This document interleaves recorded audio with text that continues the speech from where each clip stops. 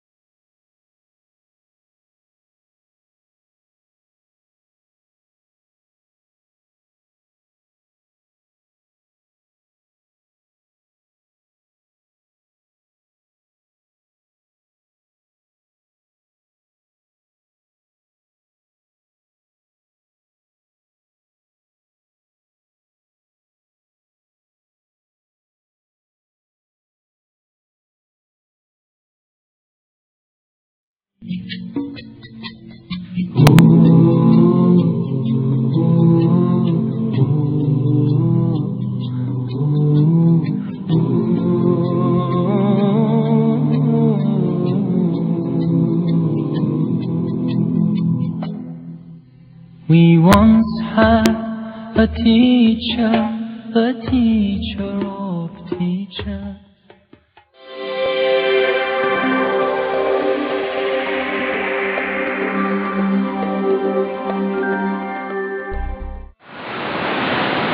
Assalamualaikum warahmatullahi wabarakatuh. Bismillahirrahmanirrahim.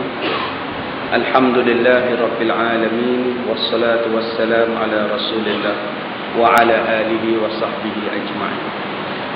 Alhamdulillah, syukur kita kehadrat Allah Subhanahu wa taala. Bersambung pengajian kita membaca kitab Bahrul Mazi jilid yang ke-9, bab yang ke-10, bab ma jaa fil khul'i, bab yang datang ia pada menyatakan hukum khulu'. Dalam bahasa Melayu, tebus talak. Jadi malam ni kita akan baca dua hadis sahih, satu hadis sahih dan satu hadis hasan daripada Nabi SAW berkenaan tebus talak. Orang Melayu sebut tebus talak, orang Arab sebut khulu'. Isteri nak bercerai, suami tak nak bagi cerai, maka suami kata, kalau kamu nak bercerai, kamu bayar sekian-sekian banyak. Jadi isteri tadi terpaksa bayar untuk mendapatkan cerai daripada suami dia. Maka perbuatan suami tadi minta nak cerai, bayar, maka perbuatan itu dipanggil sebagai khulu'. Baik, kita baca dahulu hadisnya. An Rubai' binti Muawiz bin Afra annaha ikhtala'at ala ahdi Nabi sallallahu alaihi wasallam. Fa amara an-nabiy sallallahu alaihi wasallam aw umirat an taqtadda bihaidah. Daripada Rubai' binti Muawiz bin Afra, bahawasanya menebus talak ia di zaman Nabi sallallahu alaihi wasallam, maka menyuruh akan dia oleh Nabi sallallahu alaihi wasallam bahawa hendaklah dia beriddah dengan sekali suci ataupun sekali haid.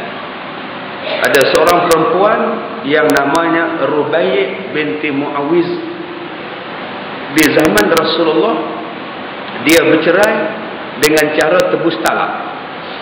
Maka dalam hadis ni dia kata iddah perempuan itu ialah dengan sekali haid. Nanti kita baca uraiannya. Yang kedua, an Ibni Abbas anna imra'ata Thabit bin Qais ikhtala'at min zawjiha ala ahdi Nabi sallallahu alaihi wasallam. Fa amaraha Nabi sallallahu alaihi wasallam an ta'tadda bi haidah. Daripada Abdullah bin Abbas katanya, isteri Said bin Qais ditebus talak akan dia daripada suaminya ketika hidup Nabi Muhammad. Maka Nabi menyuruh dia beriddah dengan sekali haid. Baik, pada malam ni kita belajar banyak benda insya-Allah tentang tebus talak ini. Yang pertama, bagaimana boleh terjadinya tebus talak.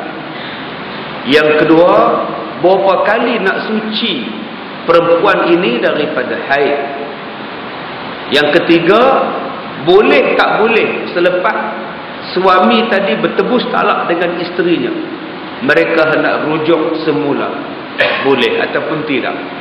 Yang keempat, kita akan belajar nanti berapakah kadar yang dibolehkan oleh seorang suami minta isterinya bayar kalau nak bercerai dengan tebus talak. Berapa nilaian dia? 10,000 ke? 100,000 ke? Sejuta ke? 1,000 ke?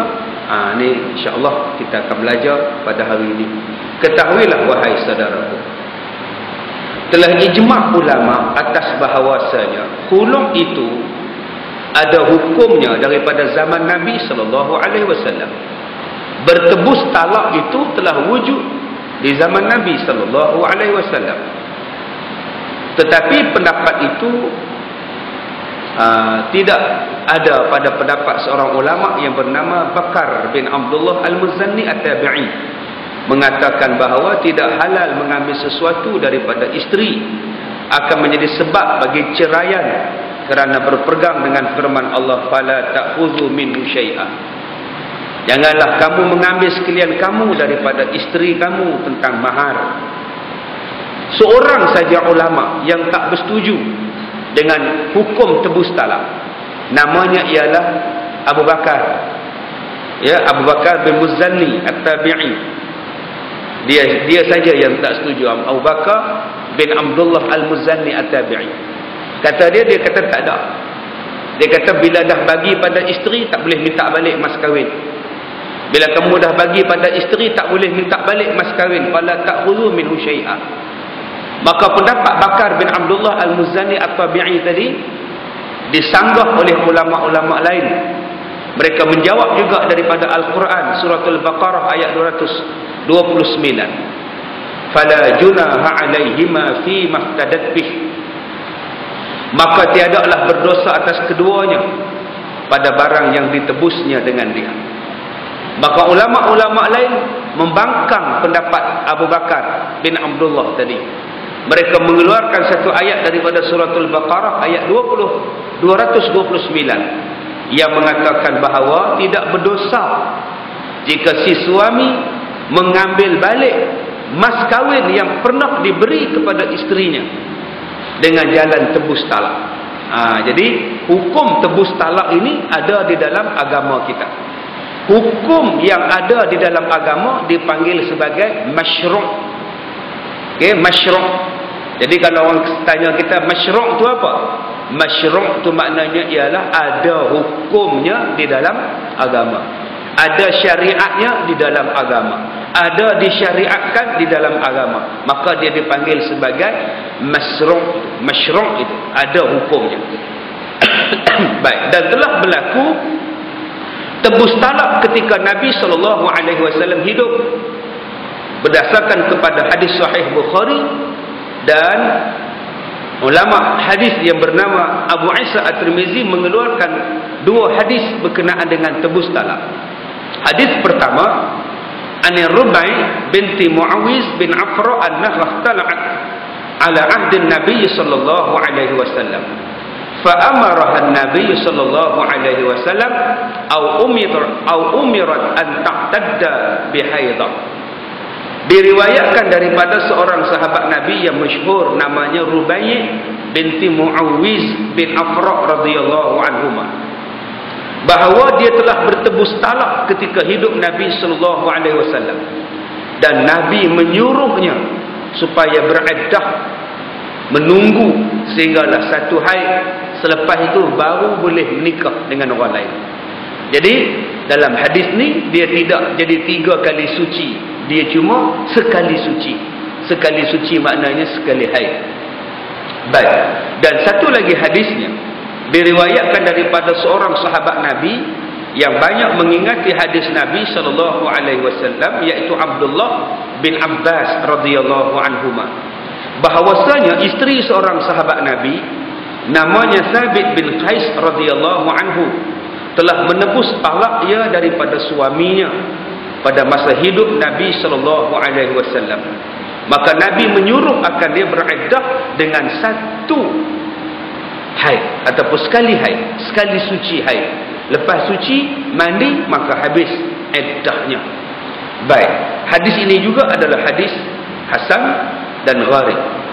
Baik, satu lagi hadis yang menceritakan tentang sahabat Nabi sallallahu alaihi wasallam yang bercerai dengan tebus talak. Sahabat Nabi yang bercerai dengan cara tebus talak tadi namanya ialah Thabit bin Qais. Namanya Thabit bin Qais. Isterinya bernama Jamilah binti Ubay ibnu Salul. Jadi kalau tuan-tuan kenal seorang laki-laki namanya Abdullah bin Ubay. Abdullah bin Ubay bin Salul. Dia ini ialah bapa munafik di zaman Nabi. Ketua munafik. Semayang macam sahabat, pergi perang macam sahabat, tapi dalam hati munafik. Abdullah bin Ubay ni kalau dia pergi perang dia duduk depan. Dia yang bagi semangat, jom pergi perang. Kemudian dia pun mundur ke belakang, dia mengundur ke belakang, lala dia balik. Ni nama dia Abdullah bin Ubay. Jahat tuan-tuan. Abdullah bin Ubay ni tuan-tuan, ada peperangan dia tak pergi perang, dia hasut isteri sahabat yang pergi perang. Kamu ni tak lama jadi janda lah. Suami kamu perang, kamu tinggal di sini. Kamu ikut Nabi Muhammad, Muhammad jadikan kamu janda. Jahat tuan-tuan Abdullah bin Ubay.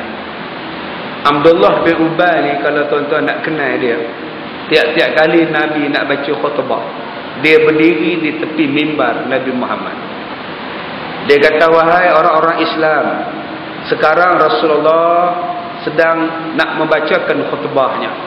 Dan apabila khutbah dia baca, hendaklah kamu diam dan hendaklah kamu senyap.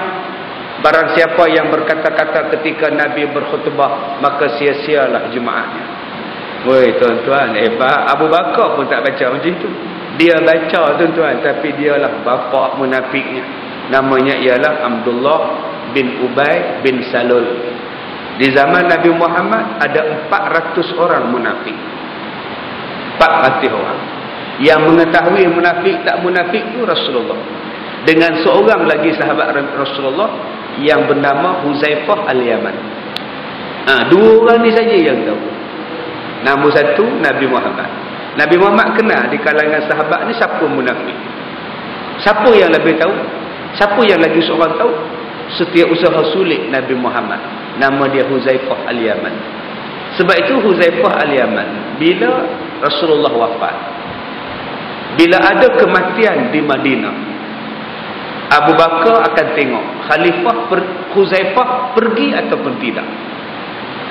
Kalau Huzaifah pergi sembahyang mayat, Abu Bakar pergi. Kalau Huzaifah tidak pergi, Abu Bakar tak pergi. Sebab dia tahu siapa munafik, siapa tidak munafik. Ini dia tuan-tuan, dua orang yang mengetahui keadaan munafik, Rasulullah dan Huzaifah. Walaupun Rasulullah tahu siapa munafik, tapi Rasulullah tak pernah bagi tahu itu munafik, ini munafik. Nabi tak cakap dia tu munafik, dia tu munafik, dia tu munafik. Nabi tak cakap. Nabi tak cakap. Zaman sekarang ada Munafik. Dia lebih pada Nabi lagi. Mampu tuan-tuan. Apa nak jadi tak tahulah zaman Allah. Dia lebih pada Nabi. Nabi pun tak cakap itu munafik. Kita sekarang senang-senang cakap munafik. Astaghfirullahalazim. Berhati-hati tuan-tuan. Mulut berhati-hati. Apa tutur, apa kata, apa bicara yang kita katakan di dunia, Allah tulis. Malaikat tulis di hari kiamat. Ingat tuan-tuan, mungkin orang yang kita kata buruk, dia lebih baik daripada kita. Berhati-hati. Baik. Namanya ialah Jamilah binti Ubay bin Salul. Isterinya bernama Jamilah. Suaminya bernama Thabit. Datang Jamilah ini mengadu kepada Rasulullah sallallahu alaihi wasallam. Dia tak suka dengan suami dia, Thabit bin Qais. Dia kata, ya Rasulullah, saya datang ni nak mengadu pada Rasulullah tentang suami saya. Rasulullah tanya, apa masalah suami kamu? Cerita. Tang mana yang tak betulnya? Di mana yang tak kenanya? Cuba beritahu. Dia kata, saya tidak komplain tentang agama suami saya. Suami saya rajin sembahyang. Suami saya tidak ada cacat dan celah di dalam agama. Number one agama dia. Habis tu kalau suami kamu dah number one dalam bab agama, apa yang tidak puas hati kamu? Akhlaknya kah? Perangainya kah? Jamilah kata, wahai Rasulullah, akhlaknya pun bagus. Dia seorang laki-laki yang sangat baik. Dia tidak pernah mencederakan saya, memukul saya. Malah dia tidak pernah buat maksiat. Dia seorang suami yang sangat baik. Dia sangat baik. Tak ada komplain. Agamanya bagus, akhlaknya bagus, sopan santunnya bagus. Habis itu kalau dua-duanya bagus, apa masalah kamu? Masalahnya saya, Rasulullah, masalah satu, dia tak lawa, dia tak segak. Tuan-tuan, Thabit bin Qais hitam legam. Thabit bin Qais tidak cantik, tidak segak, hitam legam. Tiap-tiap kali aku pandang muka dia, aku tak ada selera. Aku tak ada nafsu. Aku takut, aku benci pada dia. Aku takut, aku tak suka dengan dia. Sebab itulah ya Rasulullah, aku ni nak minta cerai daripada dia, tapi dia tak mau ceraikan aku. Siapa nak cerai tuan-tuan? Yang kita ni gelap, hak isteri putih cerah. Takkan nak cerai senang-senang. Yang isteri ni tak mau lah. Dia kata tak boleh, lagu mana atau tengok tak boleh. Tengok dia rasa, Masya Allah tuan-tuan. Agama dah bagus, akhlak dah bagus, rupa tak bagus.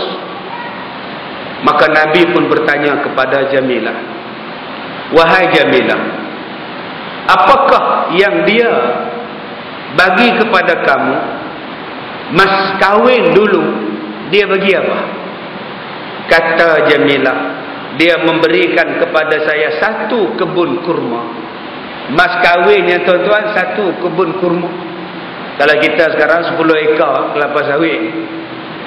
Maka Nabi kata, boleh tak kamu kembalikan balik kebun kurma kamu kepada suami kamu sebagai tebus talak? Kata Jamilah binti Ubay, jangan kata kembalikan balik itu ya Rasulullah, saya doublekan lagi janji cerai. Oh, ni dia tuan-tuan, ni menunjukkan tak mau sungguh dah tuan-tuan. Kalau boleh bercerai lah, saya bayar double pun tak apa. Maka tuan-tuan, Nabi pun memanggil Thabit bin Qais. Maka dipulangkan semula mas kahwinnya, sekebun kurma tadi dipulangkan balik, dan dicerailah mereka dengan talaknya. Dipanggil sebagai tebus talak. Okey Ustaz. Jadi Thabit bin Qais tebus talak, isterinya tebus talak. Jadi tebus talak tadi jatuh berapa talak lah? Jatuh berapa talak? 1 ke 2 ke 3? Jawapan dia tak ada. Tak ada satu, tak ada dua, tak ada tiga. Jawapan dia talak terus. Apa maksud? Maksudnya ialah tidak boleh rujuk semula. Sebab tu dia tak ada satu, tak ada dua, tak ada tiga. Habis dah. Jamilah dengan Sabit tadi tak ada. Tak boleh nikah apa, tak boleh rujuk apa. Okey Ustaz, tadi Ustaz kata tak boleh rujuk balik. Boleh tak kalau dia menikah balik Ustaz? Dia kata gelap pun gelap lah, tak apa. Boh whitening cream cerah. Boh fair and lovely. Dia kata boh fair and lovely kan cerah lah. Macam mana Ustaz? Tak boleh dah rujuk. Tak boleh kahwin sampai bila-bila. Hang nak nikah, nikah dengan orang lain. Jamilah nikah dengan Jamil, Sabit nikah dengan Sabitah. Habis, tak ada. Gitu hukum dia. Baik, kata Al-Qastalani dalam kitabnya yang bernama Irsyadus Sari. Suruh Nabi akan Sabit bin Qais menceraikan isterinya. Bukan suruh yang wajib. Bahkan ialah itulah jalan yang lebih betul. Adakah wajib si Sabit tadi menceraikan isterinya bila isterinya minta talak? Suruhan itu bukannya suruhan wajib. Tetapi kalau dah tahap macam itu, lebih baiklah diceraikan. Ada. Ya, saya kata pada tuan-tuan ni, kehidupan saya sehari-hari ni macam-macam. Tadi ada sekumpulan sahabat-sahabat wartawan datang temu ramah saya dekat satu hotel. Ada 8 orang mai. Kameraman saja 4 orang. Jenuh posing tuan-tuan. Jenuh posing. Macam-macam. Jadi dia tanya pada saya, Ustaz, dalam ceramah Ustaz, kuliah Ustaz, macam mana yang Ustaz boleh timbul idea spontan ke apa? Saya kata itu idea spontan juga. Tetapi apa yang saya cakap itu ialah pengalaman saya. Orang datang jumpa, orang datang SMS, orang telefon, orang tulis surat. Itulah pengalaman saya. Dengan sebab pengalaman itulah yang saya ceramahkan. Sebab itu bila saya menulis buku, bila saya menulis catatan dalam majalah-majalah, itu berdasarkan pengalaman saya. Kerana itu bila ada orang yang baca majalah-majalah itu, kadang-kadang terkena pada dirinya. Dia rasa dekat dengan buku itu, hatinya terasa dekat dengan buku itu. Samalah dengan orang yang pasang CD dalam kereta, dalam rumah. Jadi kenapa dia mendengar? Bila dia mendengar, dia rasa. Sebab apa dia rasa macam itu? Sebab apa yang dia dengar itu ialah yang berlaku kepada dirinya sehari-harian. Macam ada satu laki-laki tadi, dia telefon masalah dia macam mana. Dia kata, Ustaz, isteri saya sekarang ni, dia pernah berzina dengan suami orang. Dia berzina dengan suami orang. Dia mengaku banyak kali. Kemudian saya dah ceraikan dia. Bila saya dah ceraikan dia, saya rasa kesian. Dia duk menangis, dia duk merayu. Jadi saya rujuklah dengan dia balik. Dah kesian. Bila saya dah rujuk dengan dia, dia tak layan saya. Dia tak menjaga makan minum saya. Jadi macam mana Ustaz? Adakah patut saya ceraikan dia, atau patut saya sabar sahaja dengan isteri saya? Dulu masa saya ceraikan dia, dia menangis, dia meratak, dia meraung, memujuk saya, ambil dia balik. Bila saya dah ambil dia balik, langsung dia tak peduli saya. Malah dia masih berhubungan lagi dengan laki-laki tadi. Apa saya yang nak buat? Jadi jawapannya, Al-Quran memberi jawapan. Fa'imsakum bima'ruf atau tasrihum bima'ruf. Kalau kamu rasa kamu nak pegang isteri kamu, nak pegang dia sebagai isteri, pegang dia baik-baik. Didik dia elok-elok, ajar dia elok-elok, asuh dia elok-elok. Kalau kamu rasa dah tak boleh nak ajar, didik, asuh, ceraikan dia baik-baik. Au tasrihum bima'ruf, ceraikan dia baik-baik. Senang ya. Abang-abang pun begitulah. Kalau dah rasa sayang pada isteri, kasih pada isteri, jaga dia baik-baik. Kalau dah rasa tak boleh jaga dia, kalau dah rasa tak boleh dah hidup dengan dia, pergi ke pejabat agama, cerai dia baik-baik. Jangan gantung tak bertali. Jangan tak bagi nafkah. Jangan tak bagi duit pada dia. Jangan tak peduli pada dia. Jangan tak bagi nafkah batin pada dia. Berdosa. Nak cerai, cerai elok-elok. Nak pegang, pegang elok-elok. Sebab ada suami yang tidak mau menceraikan isterinya. Tapi tak tinggal sekali. Bila isteri pergi ke rumah dia, suami dia halau. Jangan balik rumah aku. Isteri duduk di rumah mak dia. Bila isteri datang rumah suami dia halau. Bila isteri minta cerai, dia tak mau ceraikan. Ini nama dia zalim. Ya, perbuatan yang menyeksakan isteri, yang menyusahkan orang perempuan. Perbuatan inilah yang dipanggil sebagai dosa. Dan mana-mana suami yang berperangai demikian, maka ibadatnya, sembahyangnya ditolak kerana menzalimi, tidak memberikan nafkah kepada isterinya. Baik. Tadi kita tengoklah tentang tebus talak. Jadi perbuatan tebus talak itu boleh hukum dia. Abang, ceraikan saya. Suami jawab, saya tak nak ceraikan awak. Abang, ceraikan saya. Baik, kalau kamu nak cerai juga, abang boleh. Dengan syarat kamu bayar pada abang 10,000, abang ceraikan kamu. Maka isteri kata, baik, saya bagi abang 10,000. Maka bercerailah mereka. Satu. Hukum yang kedua, bila dah bercerai, maka tidak boleh lagi rujuk. Tidak ada lagi rujuk. Tak ada, habis. Ya, tidak ada lagi rujuk. Baik, yang kedua.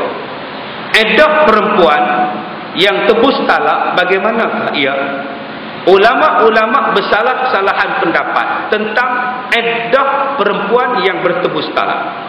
Maka kata kebanyakan daripada ulama, daripada sahabat-sahabat Nabi sallallahu alaihi wasallam, bahawasanya iddah perempuan yang diceraikan dengan talak itu ialah iddah perempuan yang diceraikan dengan tiada tebus talak, iaitu 3 kali haid.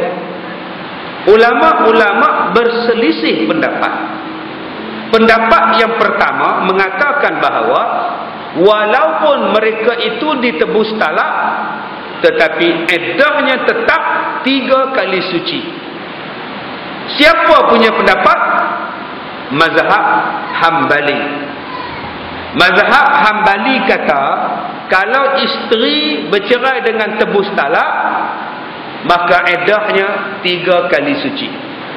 Macam bercerai bukan kerana tebus talak. Pendapat pertama.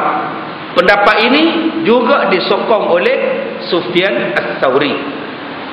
Pendapat yang kedua, berkata setengah ulama yang mujtahidin daripada sahabat-sahabat Nabi, ialah dengan 1 kali haid, 1 kali suci. Dan inilah mazhab yang lebih kuat. Jumhur ulama kata sekali suci. Hanya mazhab Hambali saja kata 3 kali suci. Mazhab lain kata sekali suci. Tak boleh sebut macam ni, no? Sekali suci. Tak boleh sebut satu Malaysia. Sekali suci. Ya, sekali suci. Astagfirullahaladzim. Saya 2-3 minggu lepas ada seorang sahabat masuk Islam. Ya, Cik Danish masuk Islam. Nama dia Mr. Tan. Nah, Mr. Tan. Saya tanya dekat dia, kenapa mau masuk Islam, Mr. Tan? Dia jawab, sebab saya banyak dosa. Dosa apa? Saya banyak minum. Saya minum arak, Ustaz. Jadi saya mau masuk Islam supaya Allah hapus dosa-dosa saya. Masya Allah, tuan-tuan. Dia belum Islam, tapi dia dah bercakap tentang dosa. Dia masuk Islam sebab dia kata dia takut, dia banyak dosa. Saya mahu Allah hapus dosa saya. Kita hak Islam lama tak nak sebut dosa. Dosa-dosa pun kita rembat juga, lantak lah. Dia yang belum Islam, dia takut dosa, sebab tu dia masuk Islam. Masya Allah, subhanallah. Saya bubuh nama dia Adam Harith Muhammad. Adam Haris Tan bin Abdullah. Saya kata sekarang kita masuk. Besoklah Ustaz. Kenapa besok? Sebab mak bapak saya tak datang. Mak bapak tahu nak masuk Islam, tahu. Mak bapak kata apa? Dia kata tak apa, masuklah. Jadi mak saya sakit, tak dapat datang. Besok kot dia boleh datang. Mak bapak pun nak tengok dia masuk Islam, padahal mak bapak dia belum beragama Islam. Sejuk hati saya, tuan-tuan. Saya tengok dia pakai Mercedes AMG, Mercedes besar. Sekarang ni dah 2 minggu lebih dah dia belajar di Al-Barakah. Duk belajar semayang, belajar mengaji Iqra dengan kawan-kawan dia. Alhamdulillah. Hari Khamis lepas, saya ni tuan-tuan dah nak pencen 2013. Saya kata dah pada tuan-tuan, saya nak berhenti dah mengajar ni pada 28 November 2013. Jadi dalam masjid ni nak sambung kontrak saya mengajar, sambunglah. Kalau tak nak sambung kontrak, tunggulah sampai 2013. Kalau tak nak sambung pun selepas 2013. Habislah kitab dulu. Jadi saya dah melangkah ke era globalisasi dah sekarang. Dah nak berhenti mengajar lah. Saya dah jadi DJ radio di Perak FM untuk koma aja. Ya. Nama saya UKE, Ustaz Kazim Elias. Curi, curi, curi, curi hatiku, cuma, cuma, cuma, menjauh selalu. Assalamualaikum. Saya UKE, Ustaz Kazim Elias. Anda bersama saya dalam rancangan Dalam Hati Ada Taman setiap Selasa 5.30 petang hingga 6.30 petang di Perak FM untuk koma aja. Itu tagline saya tu. Jadi saya sekarang alhamdulillah persiapan untuk nak pencen. Jadi saya nak berdakwah dalam radio lah. Cukup lah. Tak maulah ceramah-ceramah macam ni, tak maulah. Bagi orang lain pula. Saya nak tumpu pada sekolah, tumpu pada keluarga. Lagipun ceramah-ceramah macam ni orang tak suka, orang marah. Baru ni saya ceramah di satu pulau legenda, orang hantar SMS suruh boikot kuliah saya. Jangan main kuliah saya, jangan main ceramah saya, jangan datang ceramah saya. Boikot, tuan-tuan. Masya Allah. Orang tulis dalam Facebook, jangan datang kuliah Ustaz Kazim malam. Saya pun pergilah, dah dijemput naik kapal terbang pergi. Bila pergi, tuan-tuan, ceramahnya pukul 9. 9.30. Dia kata, Ustaz, jangan ceramah lagi Ustaz. Orang duk datang, orang duk datang, orang duk datang. Dewan dia, tuan-tuan, Dewan pameran kapal terbang. Besar dia, tuan-tuan, 3 kali masjid ni, panjang. Saya nampak orang hujung duduk kat jalan. Saya nampak halus duduk kat jalan. Besarnya dewan ni sampai ke jalan. Lebar dia 2 kali kita. Masya Allah. Maklumlah, duk pamer kapal terbang. Tak besar lagu mana. Saya agak dalam 8,000 orang. Luar dan dalam. Tuan-tuan, habis ceramah besoknya saya dijemput untuk buat rakaman di dalam radio setengah jam ceramah agama. Jadi saya tengok mikrofon, amplifier apa semua. Saya tengok mikrofon patah, amplifier pecah. Saya tanya, ni pak siapa ni kak? Oh Ustaz ni nak habang kat Ustaz. Oi, tu yang hak ceramah semalam lambat nak start. Kami kata dekat Ustaz pukul 9.30 baru ceramah pasal orang duk main. Sebenarnya Ustaz tak boleh nak ceramah, depa kepak bagi patah. Ni mikrofon ni depa kepak bagi patah. amplifier ni depa sepak pergi jantung. Jadi nak cari mic baru, amplifier baru nak sewa. Patut saya tengok malam tu yang hak duk buat kerja ni orang Cina. Saya kata bila mic pula Cina. Mic duk ngak Cina buat kita duk cokok depan. Masya Allah. Rupa-rupanya hak orang Melayu punya ni, depa kepak patah skrin hak besar, depa sepak pergi jantung. Masya Allah. Dia kata ustaz ceramah dalam dewan kami hak di luar ni dalam 3,000 orang di luar ni tak boleh masuk. Kemah kami sediakan dekat 20 biji penuh dah. Orang berhenti dekat jalan, orang berhenti dekat pintu pagar besar, orang menjerit, boykot Ustaz Kazim, boykot Ustaz Kazim. Ustaz Kazim dok. Tuan-tuan fahamlah dok tu belah mana?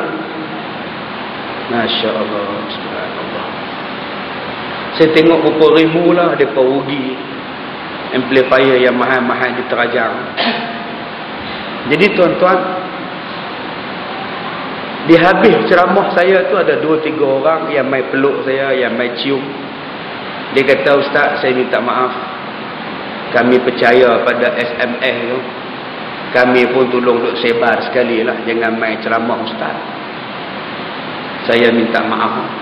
3 orang mai peluk dengan janggut, dengan jambang semua ada. Pakai serban putih hijau semua duk peluk. Mai dekat jeti, saya balik naik jeti, pergi naik berterbang, balik naik bot. Mai satu orang anak beranak dia mai peluk saya, minta maaf Ustaz. Saya wakil pada kawan saya yang duk SMS-kan seluruh orang-orang jemaah kami di pulau ni. Dia nak minta maaf pada Ustaz. Dialah yang SMS-kan dengan arahan orang atas pada dia. Jadi dia nak minta maaf. Saya kata kalau nak minta maaf, dialah kena mai. Pasal apa abang pula wakil? Dia malu Ustaz. Jadi dia pun datang juga malam tadi dengar ceramah. Dia tak bagi orang datang, dia datang.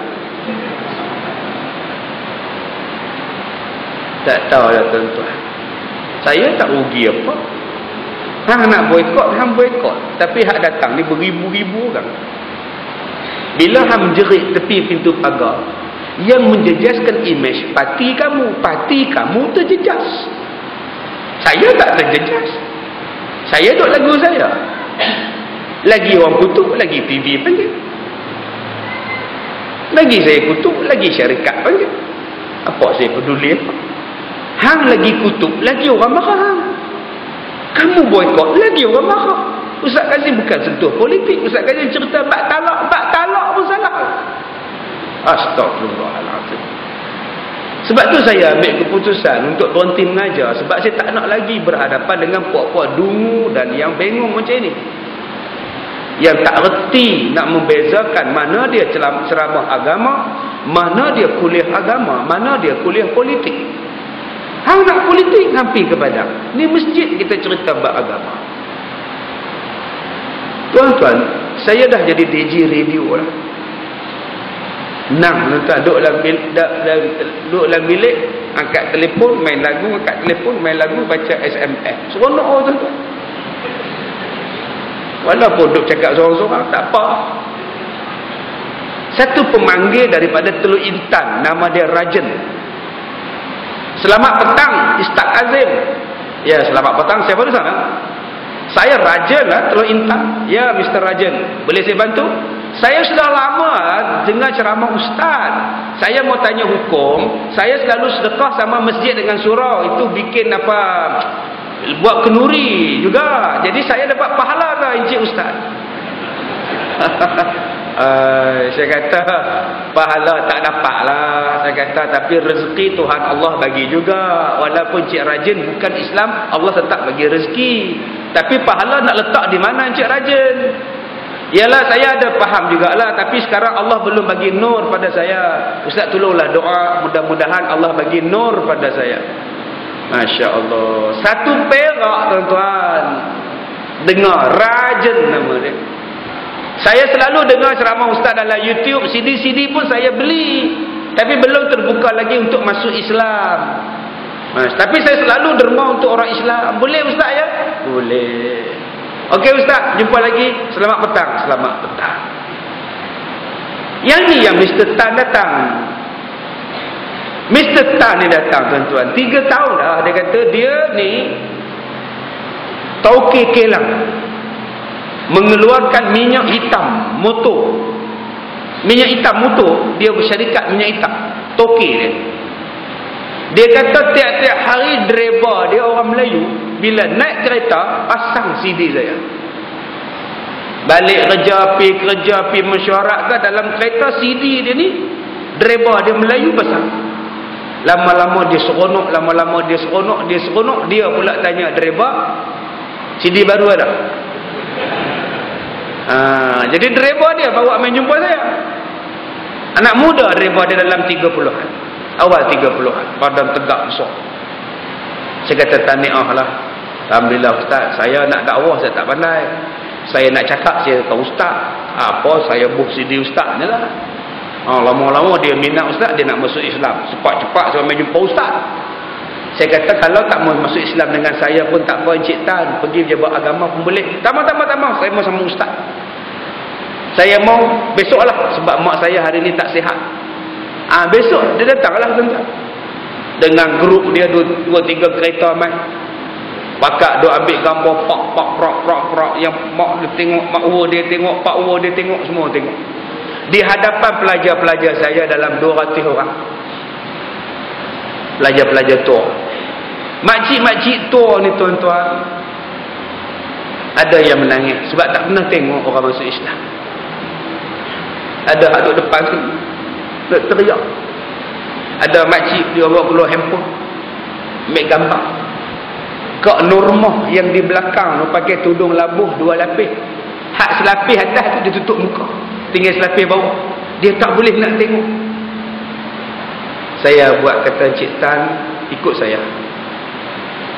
La ilaha illallah, asyhadu an la ilaha illallah. Sekali je habis. Peluk dia. Lepas doa peluk. Kita sudah saudara satu agama Encik Tan. Bukan Encik Tan ustaz, Adam Haris. Ya, Adam Haris. Masya Allah. Jadi saya pun masuk pejabat saya pun share gambar dalam Facebook. Beratus-ratus orang dalam masa 10 minit. Amin, syukran, tahniah. Amin, syukran, tahniah. Amin, syukran, tahniah. Sampai di tengah-tengahnya ada orang hantar satu mesej. Cuba tengok, seorang Ustaz UMNO sedang mengajar satu Malaysia pada pengikutnya. Sebab saya buat macam tu, la ilaha. Dia kata satu Malaysia. Bodoh tak bodoh? Bodoh. Bukan bodoh ya, bangang. Orang pakat kutuk dia. Apa ni bukan politik, tak erti nak beza. Ni masuk Islam. Ingat senang orang nak masuk Islam. Orang tibai dia. Dia jawab balik. Yalah, masuk je lah. Yang kat tangan satu Malaysia tu pasal apa? Astagfirullahaladzim.